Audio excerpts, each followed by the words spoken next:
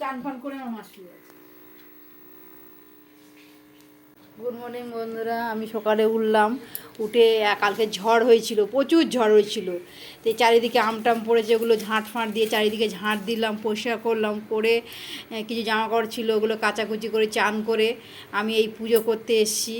কেননা আমার মনে হয় চান করে পুজোটা দিয়ে দিলে মনে হয় অনেকটাই কাজ আমার এগিয়ে গেল, আমার এটাই আমার মনে হয়। আর আমার কাছে বন্ধুরা অনেক ঠাকুরই আছে, যেমন লক্ষ্মী আছে, তারপর বাবা লোকনাথ আছে, শিবলিঙ্গ আছে, তারপর বজরংবলী আছে, তারপরে এদিকে আপনার হচ্ছে মা কালী আছে। আমি অনেক ঠাকুর আমি রেখেছি।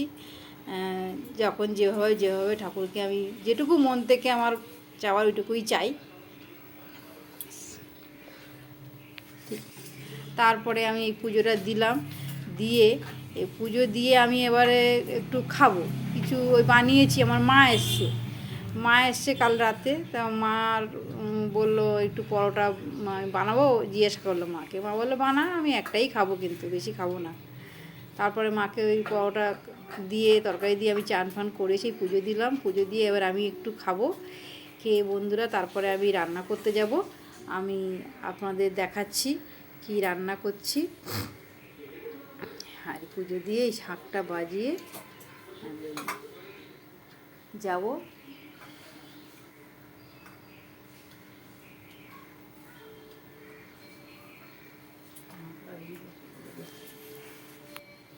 এই দিয়ে এসে আমি এই শাকটা বাজিয়ে নিলাম, শাক বাজিয়ে নিয়ে এবার আমি খেতে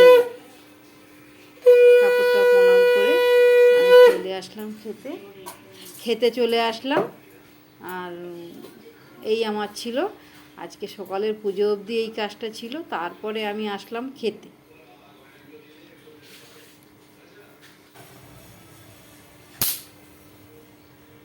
তারপরে এই পুজোটা দিয়ে নিলাম, পুজো দিয়ে এবার চলো আমি আজকে কী কী রান্না করব আজকে দেখাচ্ছি তোমাদেরকে। এই দেখাচ্ছি পটল আলু দিয়ে আমি মাছের ঝোল বানাবো ভাবছি, ওটাই বানাবো। আর একটু চিংড়ি মাছ দিয়ে ভেন্ডি দিয়ে করবো। আর এই যে আমল, এই যে কী কী ঠাকুর আছে আমি দেখিয়ে দিলাম বন্ধুরা, দেখিয়ে দিয়ে এবার আমি যাব।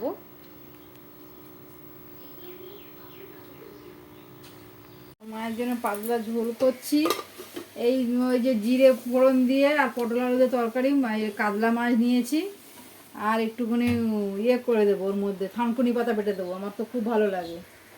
আর মায়ের শরীরটা ভালো না, একটু হালকা হালকা বয়স হয়েছে, আমার মায়ের 87-88 বছর বয়স, সুতরাং একটু ভালো করে পাতলা ঝোল করে খাওয়া এখনও পর্যন্ত উনি সব করে উনি এখনো রান্না, নিজের কাপড় নিজে ধোয়, পুজো করে, অনেক কিছু করে। সুতরাং ওই বয়সে উনি যা করে, ভাত আমার হয়ে গেছে, একটু ভাতে আমি ওল ভাতে দিয়েছি, আমার ওল ভাতে খেতে ভীষণ ভালো লাগে। বন্ধু আপনারা কারা ওল ভাতে খান বলুন তো, আমার ওল ভাতে খেতে খুব ভালো লাগে। ওল ভাতে দিয়েছি, এই ভাতে ভাত হয়ে যাবে, মাগুলো দেবো হয়ে যাবে, তারপরে আমরা আসছি। আর ভেন্ডি দিয়ে একটু চিংড়ি মাছটা করবো, খুব ভালো, আমার তো পছন্দের খাবার। দেখুন আমার মা কী করছে দেখি ওখানে গিয়ে। আমার মা এই রান্না, মাকে চান করে দিয়েছি, মা চান করে নিয়েছে, আমি একটু ভেন্ডি কাটবো। এই দেখুন মায়ের কাপড় জামা কেচে আসুন বন্ধুরা, দেখুন মা কি চান ফান করে আমার মা শুয়ে আছে। মা হ্যাঁ বলো, হ্যাঁ হ্যালো হ্যালো বন্ধুর সঙ্গে করে নিয়েছে কি ঠিক আছে, কি হলো টিভিটা?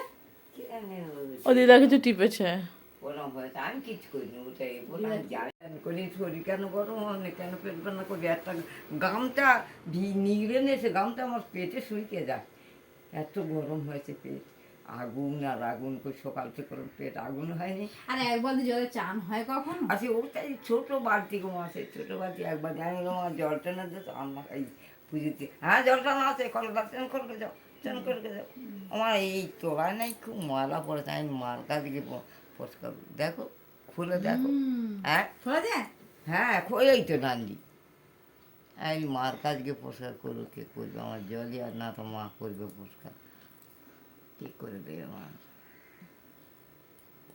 একবার পুরোনো সোনা না, এই জন্য ভালো। এগুলো সেই ডিজাইনটা খুব সুন্দর। আগেকার দিনে সোনাগুলো এরকমই হতো। ডিজাইনটা খুব সুন্দর আর কত ভালো ইয়ে আছে, কিন্তু এটা দাম আছে এখন। হ্যাঁ, এখন যা সোনার দাম না এই দেখ, এই দেখ, দাম। দিদার কানটা দেখ, দুটো ফুটো। দেখ দুটো ফুটো। বাবা, ওই গরিবের মেয়ে, মানে তুই বড় লোক, ও গরিব, তা ও গেছে। আমি বলতে না, ওর বাড়ি ওখানে পরিষ্কার করে দাও তাহলে। ভিজিয়ে দেবো একটু হলুদ জল দিয়ে ভিজিয়ে দেবো।